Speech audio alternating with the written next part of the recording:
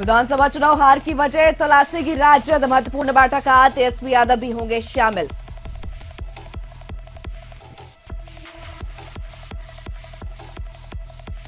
बिहार विकास mission की आज होगी बैठक। मुख्य सचिव दीपक कुमार करेंगे अध्यक्षता। 7 निश्चय पार्ट 2 की रूपरेखा को लेकर होगी चर्चा। राज्य स्तरीय बैंकर समिति की बैठक शुरू। उप मुख्यमंत्री तारकिशोर प्रसाद भी मौजूद। बैंकों के परफॉर्मेंस और रणनीति पर चर्चा।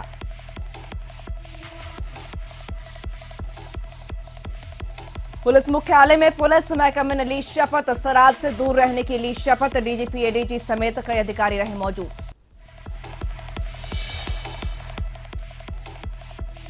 पंजाब के किसान प्रतिनिधिमंडल पहुंचे पटना। किसान आंदोलन के समर्थन में मांगा सहयोग।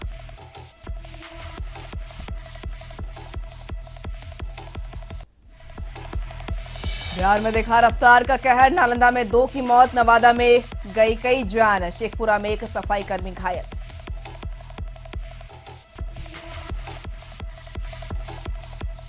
पहाड़ों पर हो रही बर्फबारी से प्रदेश में तापमान में गिरावट। ठंड से जनजीवन अस्त व्यस्त, कोहरे से यातायात प्रभावित।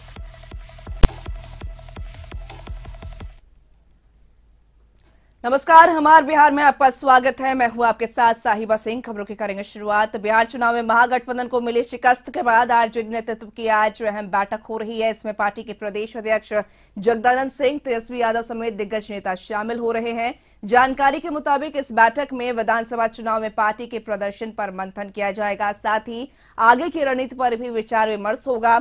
इसके साथ नए कृषि कानूनों को लेकर भी पार्टी चर्चा करेगी। माना यह भी जा रहा है कि तेजस्वी यादव की मौजूदगी में हो रही इस बैठक में पार्टी प्रदेश में चल रहे किसान आंदोलन के साथ साथ बिहार के दूसरे मुद्दे को लेकर भी अपना रुख स्पष्ट करेगी।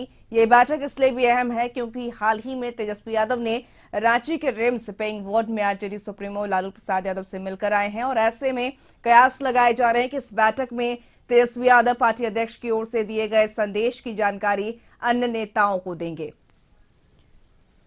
तो इस पर अधिक बातचीत के लिए हमारे साथ हमारे बिहार ब्यूरो चीफ अशोक मिश्र जुड़े हुए हैं। अशोक जी, जानना चाहेंगे आरजेडी की अहम बैठक आज और इस बैठक में कई नेता साथ ही तेजस्वी यादव की अध्यक्षता में यह बैठक हो रही है, क्या कुछ अहम हो सकता है इस बैठक में? बिल्कुल, देखिए साहिबा, शनिवार को तेजस्वी प्रसाद यादव ने लालू प्रसाद यादव से मुलाकात की थी और उसके बाद ये बैठक बुलाई गई है। हालांकि यह बैठक 11 बजे से ही आयोजित थी, लेकिन अभी तक यह बैठक शुरू नहीं हो पाई है चूंकि तेजस्वी प्रसाद यादव नहीं पहुंचे हैं। लेकिन आरजेडी में ठीक इसके पीछे बैठक होनी है, कार्यालय के ठीक पीछे जो सभागार है, और इसमें पार्टी के जो सभी बड़े नेता हैं वो अधिकांश बड़े नेता इसमें पहुंच चुके हैं। प्रदेश अध्यक्ष जगदानंद सिंह पहुंच चुके हैं, प्रदेश के प्रधान महासचिव आलोक मेहता हैं वो पहुंच चुके हैं, भाई वीरेंद्र पहुंच चुके हैं। इसके अलावे पार्टी के जो अधिकांश विधायक हैं जो जिन्होंने चुनाव जीता है वो पहुंच चुके हैं और अधिकांश जो जिन्होंने चुनाव में हार का मुंह देखा है वो यहाँ पे पहुंच चुके हैं। पार्टी के जिलाध्यक्ष हैं, यहाँ पार्टी के पदाधिकारी हैं, प्रदेश प्रवक्ता हैं। यानी कि कह सकते हैं कि एक पार्टी का बहुत बड़ा यह समागम है। और इस बैठक में विधानसभा चुनाव में जो आरजेडी को सफलता नहीं मिल पाई जिसकी उम्मीद थी पार्टी को, और खास करके आरजेडी को लग रहा है कि सत्ता के करीब आते आते वो क्यों पिछड़ गई, आखिर इसकी वजह क्या है। इन वजह को ढूंढने के लिए आरजेडी ने ये बैठक बुलाई है और इस बैठक का लबोलुआब यही है कि पार्टी हार के कारणों का एक तरह से कहिए कि समीक्षा करेगी। और 1.5 दर्जन से ज्यादा सीटें ऐसे हैं जिन सीटों पर पार्टी को बहुत कम वोटों से हार हुई है। तो ऐसी परिस्थिति में पार्टी इसकी समीक्षा करेगी। हालांकि जो हमारी बातचीत हुई पार्टी के कई बड़े नेताओं से जिन्होंने चुनाव जीता भी है और चुनाव हारा भी है, उन लोगों ने स्वीकार किया कि सिर्फ प्रशासन तंत्र की गड़बड़ी ही पार्टी की हार का कारण नहीं है, इसके अलावे अनेक प्रमुख कारण हैं। जैसे पूर्व मंत्री रमई राम जैसे नेताओं ने कहा, या फिर जो पार्टी के मुख्य सचेतक हैं ललित यादव जो 7 बार से चुनाव जीत चुके हैं, उनका कहना है कि पार्टी के अंदर बड़े नेताओं की जो भूमिका रही वह भी बेहतर नहीं रही। रमई राम ने आरोप लगाया है कि भीतरघात के कारण भी पार्टी की हार हुई। 7 बार रमई राम चुनाव जीत चुके हैं। यदुवंश प्रसाद यादव हैं जो कोसी इलाके से आते हैं। और आपको याद होगा कि पप्पू यादव और रंजीता रंजन के खिलाफ उन्होंने कोसी में एक तरह से मजबूत झंडा उठाया था, लेकिन इस बार उन्हें चुनाव में हार मिली है। और उनका मानना है कि पप्पू यादव और रंजीता रंजन और कांग्रेस की वजह से इसकी हार हुई है, तो हमारी हार हुई है और आरजेडी की हार हुई है। तो निश्चित रूप से कह सकते हैं कि कई बड़े नेता, शक्ति यादव जो मात्र 12 वोटों से चुनाव हारे हैं, उनका मानना है कि प्रशासन तंत्र की गड़बड़ी के चलते हार हुई है। तो कई बड़े नेता मानते हैं कि पार्टी के अंदर भी सब कुछ ठीक ठाक नहीं रहा। कई नेताओं ने यह भी अपनी भावना व्यक्त की है कि अंतिम क्षण में उन्हें जो चुनाव क्षेत्र बदलना पड़ा या कैंडिडेट का जो बदलाव हुआ, उसके चलते भी पार्टी की हार हुई है। कुछ पार्टी के नेता मानते हैं कि धनबल और बाहुबल का भी प्रयोग हुआ, तो आम जो कार्यकर्ता थे उसको टिकट नहीं मिल पाया, इस वजह से भी पार्टी की हार हुई है। तो इन सारी बातों को लेकर के जो हम लोगों के बीच बात आई है, वही बात उम्मीद की जाती है कि वो पार्टी के अंदर भी रखेंगे। और पार्टी का निर्देश है, तेजस्वी यादव ने यह निर्देश दिया है कि जो भी कैंडिडेट हैं वो आएंगे तो अपने साथ लिखित लेकर के आएंगे कि हार की वजह क्या रही या जीत की वजह क्या रही। तो यानी कि चूंकि पार्टी जानना चाहती है कि इसकी मुख्य वजह क्या है कि जो सफलता हमें मिलना चाहिए वो नहीं मिल पाई है। दूसरी बात है कि चूंकि आज ठंड का मौसम है और 1 बजने चला है, यानी कि 1 से ज्यादा हो गया है, तो ऐसी परिस्थिति में पार्टी की जो ये बैठक होगी, इस बैठक में सभी उम्मीदवार अपनी बात भी नहीं रख पाएंगे। तो ऐसी परिस्थिति में उनसे लिखित मांगा गया ताकि पार्टी उन कारणों पर विचार करेगी। इसके बाद जो किसान आंदोलन को लेकर के तेजस्वी यादव की जो फजीहत हुई है, पिछले 1 पखवाड़े से वो गायब थे और देश में किसान आंदोलन बहुत ने व्यापक रूप अख्तियार कर लिया है। जैसा कि हमने अपने दर्शकों को बताया कि पंजाब के किसान भी आए हैं यहाँ समर्थन मांगने के लिए।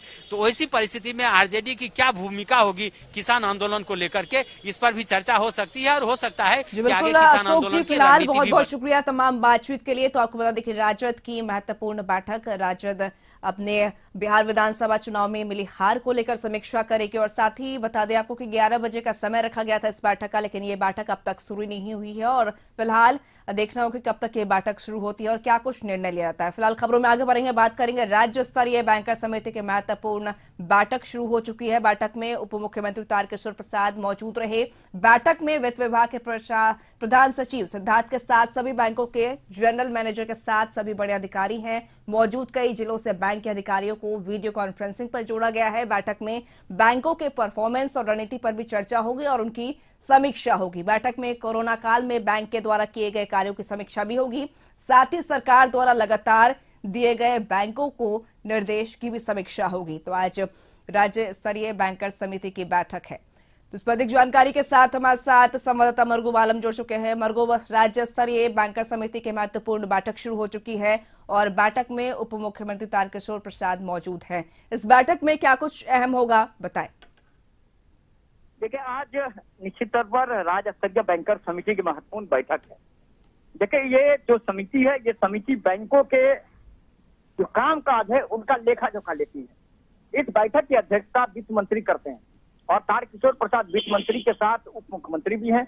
उनके साथ वित्त विभाग के प्रधान सचिव सिद्धार्थ मौजूद हैं और सभी बैंकों के बड़े अधिकारी, जनरल मैनेजर स्तर के अधिकारी हैं। बैंकों अधिकारियों को जिले से भी जोड़ा गया है। इनमें 3 महत्वपूर्ण बातों पर चर्चा हो रही है। पहला, कोरोना संक्रमण के बीच बैंकों का परफॉर्मेंस क्या रहा।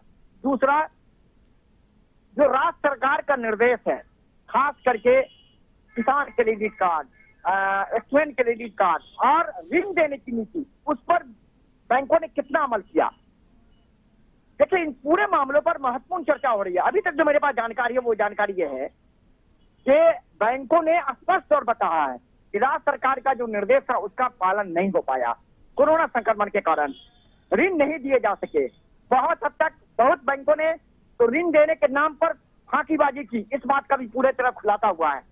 फिलहाल जो उप मुख्यमंत्री अथवा विदेश मंत्री वित्त मंत्री है, वो पूरे मामले में अभी बैंक के अधिकारियों को संबोधित कर रहे हैं और जब वो निकलेंगे तो पूरे मामले में मीडिया से बात करेंगे। लेकिन कहीं ना कहीं बैंकों ने राज्य सरकार के पिछले जो निर्देश है उस पर अमल नहीं किया और उस पर अपने हाथ खड़े कर दिए हैं कोरोना संक्रमण के कारण। लेकिन आज जो निर्देश दिए जाएंगे उस निर्देश के बारे में वित्त मंत्री थोड़ी देर में मीडिया को ब्रीफ करेंगे। जी जी, बहुत बहुत शुक्रिया तमाम जानकारी के लिए मरगूब। तो आपको बता दें कि आज राज्य स्तरीय बैंकर्स समिति की बैठक है। इस बैठक में कोरोना काल में बैंकर्स ने क्या कुछ काम किया है, इस पर लेकर चर्चाएं होंगी और साथ ही आगे क्या कुछ रणनीति होगी, इसको लेकर भी बातचीत होगी। फिलहाल बढ़ेंगे अगली खबर की ओर, बात करेंगे कटिहार की, जहां पर कटिहार में तारकिशोर प्रसाद ने देश की सबसे कम उम्र की एक शहीद ध्रुव कुंडू पर बने लघु फिल्म का विमोचन किया। कंप्यूटर के कीबोर्ड पर क्लिक कर 17 मिनट के इस फिल्म के विमोचन के बाद उन्होंने कहा कि इससे पहले ही उन्होंने कटिहार में चिल्ड्रन पार्क का नाम शहीद ध्रुव कुंडू पार्क के नाम से नामांकन कर चुके हैं।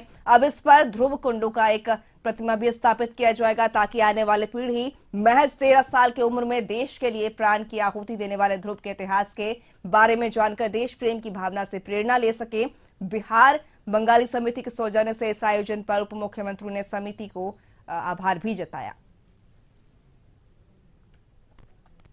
आज़ादी की लड़ाई में जिन्होंने अपना प्राण न्यौछावर किया है, उसमें सबसे कम उम्र के मात्र 13 वर्ष के बालक के रूप में उन्होंने ये देश के लिए शहादत दी। हम सब कटिहार वासी से गौरवान्वित हैं कि कटिहार ऐसे छोटे से शहर में भी आज़ादी के तराने, आज़ादी की देश को आज़ाद करने का जो जज्बा था, यह हम सबों को कहीं न कहीं रोमांचित करता है।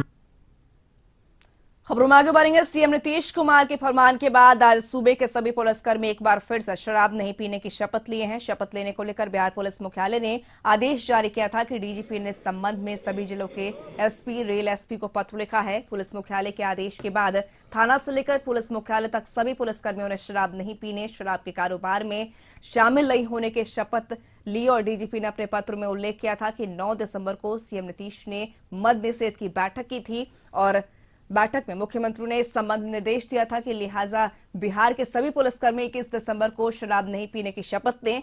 21 दिसंबर को पूरे बिहार के पुलिसकर्मी अपने दफ्तर में शराब नहीं पीने, शराब के कारोबार में शामिल नहीं होने की शपथ ली। और बता दें कि इससे पहले भी कई दफे बिहार के पुलिसकर्मी शराब नहीं पीने की शपथ ले चुके हैं। बावजूद इसके बिहार के पुलिसकर्मी पर शराब पीने, कारोबार में शामिल होने की हर दिन कई शिकायतें मिलती हैं।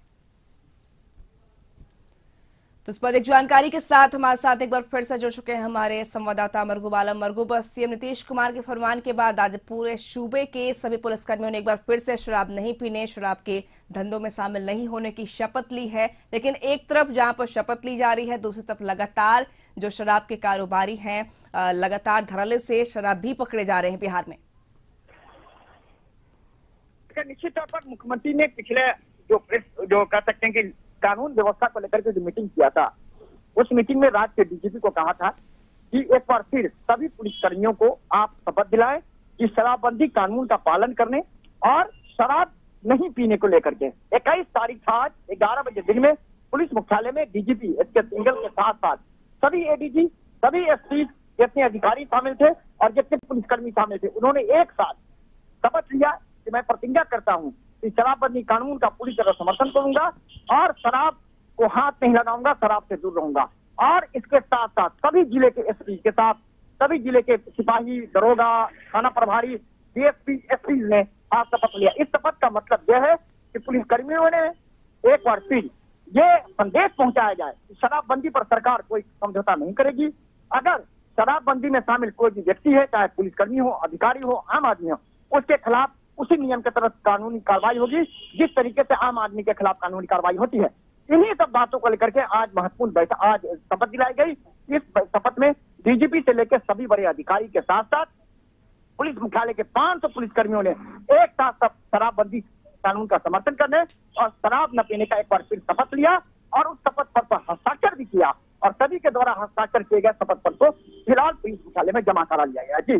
जी, बहुत बहुत शुक्रिया तमाम जानकारी के लिए मरगूब। तो आपको बता दें कि आज बिहार में शराब ना पीने, शराब के कारोबार में ना शामिल होने को लेकर पुलिस मुख्यालय में डीजीपी सहित तमाम अधिकारियों ने शपथ ली। फिलहाल खबरों में आगे बढ़ेंगे। किसान आंदोलन में देश के सभी हिस्से के किसानों की भागीदारी सुनिश्चित हो, इसके लिए पंजाब से किसानों का एक प्रतिनिधि मंडल पूरे देश के किसान से मिलने निकला है। इसी कड़ी में आज गुरनाम सिंह चरूड़ी के नेतृत्व में किसानों का एक प्रतिनिधि मंडल पटना पहुंचा है। प्रेस कॉन्फ्रेंस और प्रेस कॉन्फ्रेंस के माध्यम से भी बिहार के लोगों को जानकारी। तो ये आप 3 लोगों का डेलीगेशन वहाँ जा रहा है, दो देश का जवान और देश का किसान दोनों इस डेलीगेशन में जा रहे हैं और अब हमारे साथ कमांडो रामेश्वर शोराण जी, हम इनसे भी पूछेंगे कि इनका वहाँ क्या प्लान रहेगा। हाँ जी, स्वागत है आपका। प्लान एक ही है, जय जवान जय किसान। और रही बात किसान की, अभी किसान आंदोलन पूरे देश में है, लेकिन इसको जगाने का काम करना जरूरी है। तो अपने गुलाम तरूणी जी जो यहाँ पे हरियाणा में तो कर ही रहे हैं, अब एक साथ साथ में हम कोशिश करें कि बाहर के जो हमारे किसान साथी हैं उनको भी थोड़ा जागरूक। इस पर अधिक बातचीत के साथ हमारे साथ कशिश संपादक संतोष सिंह जुड़ चुके हैं। संतोष जी, किसान आंदोलन में देश के सभी हिस्से के किसानों की भागीदारी सुनिश्चित हो, इसके लिए पंजाब से किसानों का एक प्रतिनिधिमंडल पूरे देश के किसान से मिलने निकला है और इसी कड़ी में आज पटना पहुंचा है। किसानों का एक प्रतिनिधिमंडल अभी से थोड़ी देर पहले वो पटना पहुंचा है और यहाँ पे जो किसान प्रतिनिधि हैं उनसे उनकी मुलाकात पूर्व से निर्धारित है। उनसे उनकी मुलाकात होगी और बिहार के किसानों से वो समर्थन मांगना चाहते हैं कि आखिर बिहार के किसान क्यों खामोश हैं। उनका मानना है कि बिहार का किसान और पंजाब का किसान जब तक एक साथ नहीं जुटेंगे तब तक बिहार की भी जो बदहाली है, किसानों की जो बदहाली है, उस बदहाली से वो बिहार के किसान बाहर नहीं आ पाएंगे। इसलिए वो पूरा क्या है, कानून के सहारे वो पंजाब के किसान को ही नुकसान नहीं होना है, बिहार के भी किसानों को नुकसान होगा। इनको लेकर एक संभावनाओं के तलाश में कह सकते हैं कि वो बिहार पहुंचे हैं कि यहाँ के किसानों का तो कैसे उनको समर्थन प्राप्त होता है। अभी फिलहाल किसान प्रतिनिधि मंडल से उनकी मुलाकात हो रही है। 2 बजे वो मीडिया से रूबरू होंगे, मीडिया से जुड़ेंगे और मीडिया के सवालों का जवाब देंगे। आगे फिर देर शाम तक उनको किसान के प्रतिनिधि मंडल से उनकी लगातार मुलाकात होती रहेंगी, चलती रहेंगी और उसके बाद पटना दिल्ली लौटेंगे। तो पूरी तौर पे अगर हम कहें तो उनकी कोशिश ये है कि जो दिल्ली के बॉर्डर पे जो आंदोलन चल रहा है किसानों का, उसके समर्थन में बिहार के किसान भी सड़क पर उतरे। जी, बहुत बहुत शुक्रिया तमाम जानकारी के संतोष जी। तो आपको बता दें कि पंजाब का किसान प्रतिनिधिमंडल आज पटना पहुंचा है और वो ये जानने पहुंचे हैं कि बिहार के किसान आखिर पंजाब के किसान के साथ क्यों नहीं है और इस किसान आंदोलन में उनका समर्थन करें। फिलहाल यहाँ रुकेंगे छोटे से ब्रेक के लिए। ब्रेक के बाद देखेंगे ठंड का कहर।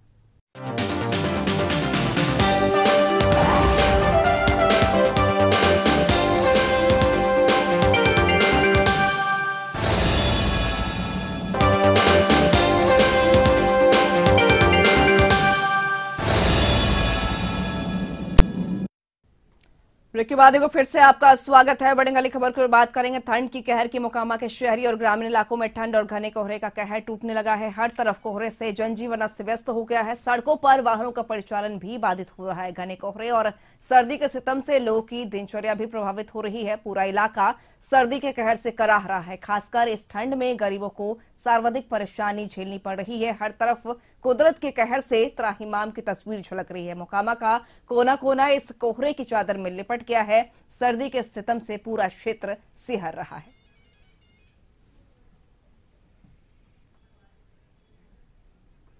वहीं बात कर ले मुजफ्फरपुर की, तो मुजफ्फरपुर में तेज हवाओं के चलते जिले में ठंड दिन ब दिन बढ़ती जा रही है और दिन में धूप खिलने के बाद सुबह शाम घना कोहरा छाया हुआ रहता है और रोजाना शीतलहर और कोहरे की वजह से तापमान में तेजी से गिरावट आ रही है, जिसके चलते धूप भी बेअसर होती दिख रही है और ठंड लोगों को कपकपी छुड़ा रही है। कोहरे के कारण राहगीर परेशान हो रहे हैं। सड़कों पर लोगों की आवाजाही कम हुई है। पहाड़ों पर हो रही भारी बर्फबारी से अब मैदानी इलाकों में भी ठंड और शीतलहर बढ़ रही है और पिछले 2 दिनों से तापमान में काफी गिरावट आई है, जिससे ठंड बढ़ने के साथ ही जिले में घने कोहरे और तेज सर्द हवाओं का प्रकोप बढ़ रहा है। और वहीं आपको बता दें कि क्रिकेट खेल रहे बच्चों ने बताया कि अभी तक कोई भी व्यवस्था जनप्रतिनिधि के द्वारा नहीं किया गया, जिससे गरीब बेसहारा लोगों को काफी दिक्कतों का सामना करना पड़ रहा है।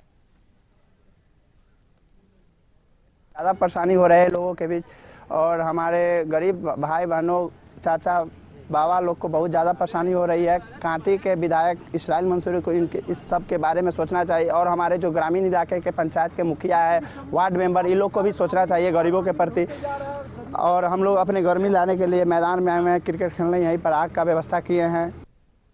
वही बात कर ले समस्तीपुर की, तो समस्तीपुर में लगातार तापमान में गिरावट के कारण पिछले कई दिनों से ठंड ने लोगों का जीना मुहाल कर दिया है। ठंड के कारण जनजीवन पूरी तरह अस्त व्यस्त हो गया है। बावजूद इसके जिला प्रशासन की तरफ से अब तक ठंड को लेकर किसी भी तरह की राहत की शुरुआत नहीं की गई है। इस ठंड में सबसे ज्यादा प्रभावित वैसे लोग हैं जिनके पास रहने को छत नहीं है, वह किसी तरह सड़क किनारे दुकानों की सीढ़ियों पर रात गुजारने को विवश हैं। लेकिन सबसे हैरान करने वाली बात तो यह है कि शहर में लाखों रुपए खर्च कर ऐसे बेबस लाचार लोगों के लिए रैन बसेरा बनाए गए हैं, लेकिन वह महज शोभा की वस्तु बनकर रह गई है। और रैन बसेरा में वह तमाम सुविधाएं मौजूद हैं, लेकिन इनमें ताले जड़े हुए हैं। इस ठंड में लोगों के लिए जिला प्रशासन की तरफ से भी कोई व्यवस्था नहीं की गई है, लेकिन कुछ युवा समाजसेवी लोगों की मदद में जरूर सामने आ रहे हैं। वह ऐसे बेबस जरूरतमंदों के लिए भोजन और गर्म कपड़े उपलब्ध करा रहे हैं। उनका कहना है कि ऐसी ठंड में आम लोगों के पास तो सर छुपाने के लिए जगह भी है, लेकिन ऐसे लोगों के लिए क्या जिनके पास ना तो तन ढकने के लिए कपड़े हैं, ना सर छुपाने के लिए जगह है,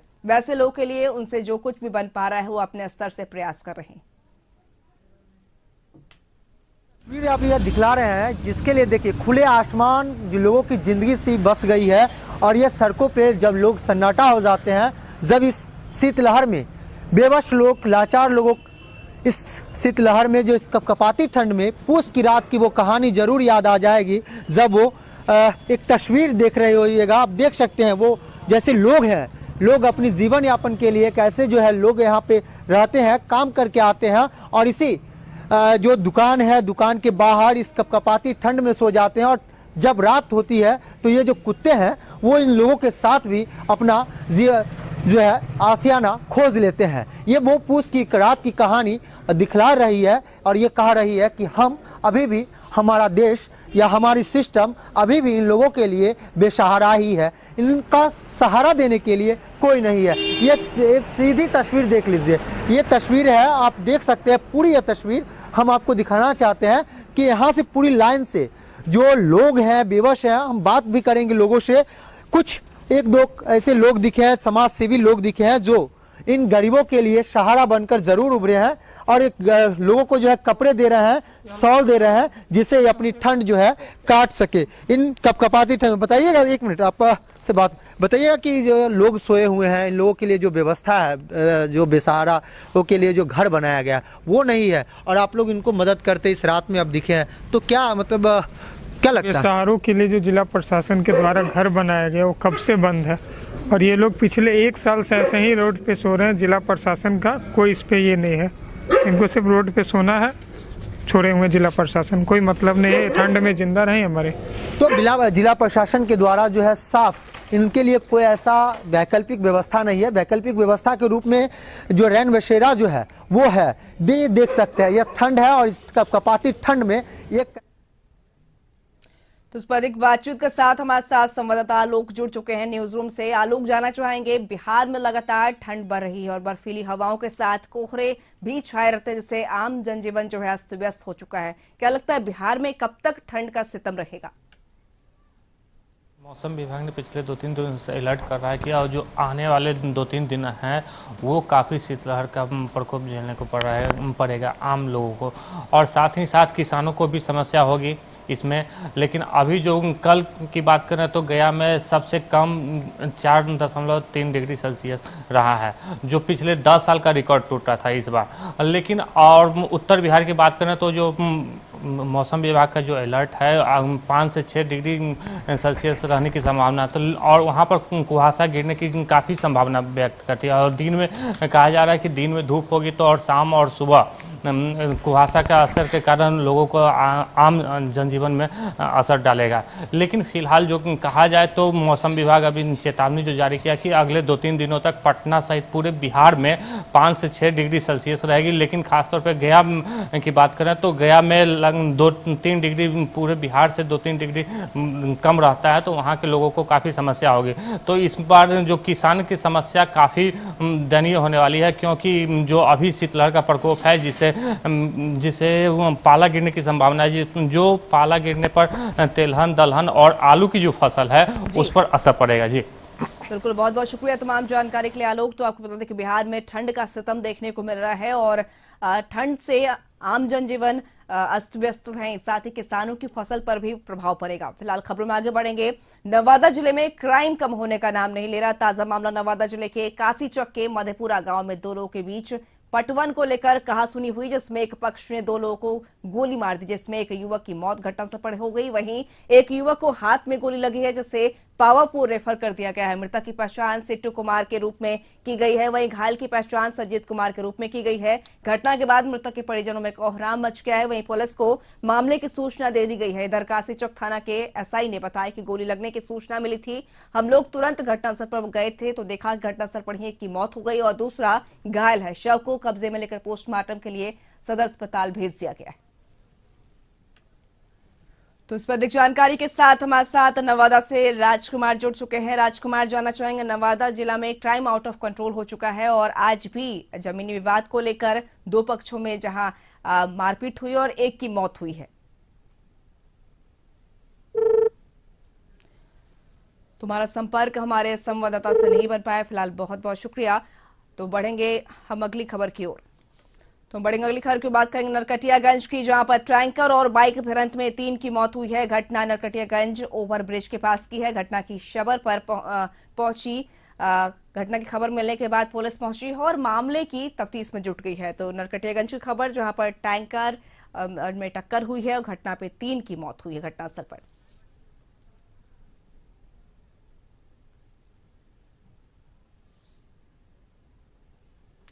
वहीं नवादा की खबर, जहां पर नवादा में सड़क दुर्घटना में एक व्यक्ति की मौके पर ही मौत हो गई। बताया जाता है कि युवक पीओपी मिस्त्री था जो बिहार शरीफ में काम कर रहा था और रात्रि में बिहार शरीफ से अपने गांव अटारी जा रहा था। उसी दौरान खराट मोड़ के पास अज्ञात वाहन की चपेट में आने से मोटरसाइकिल सवार की मौत हो गई। मृतक की पहचान छोटू कुमार पिता विंदुक महतो के रूप में की गई है। परिवार वालों ने बताया कि छोटू पीओपी मिस्त्री था और वो बिहार शरीफ में काम कर रहा था, जो देर रात अपने घर कासीचौक थाना के अटारी गांव आ रहा था और खराट के पास किसी अज्ञात वाहन ने कुचलकर भाग निकले और वहीं मुफस्सिल थाना की पुलिस ने शव को कब्जे में लेकर सदर अस्पताल पोस्टमार्टम के लिए भेज दिया है।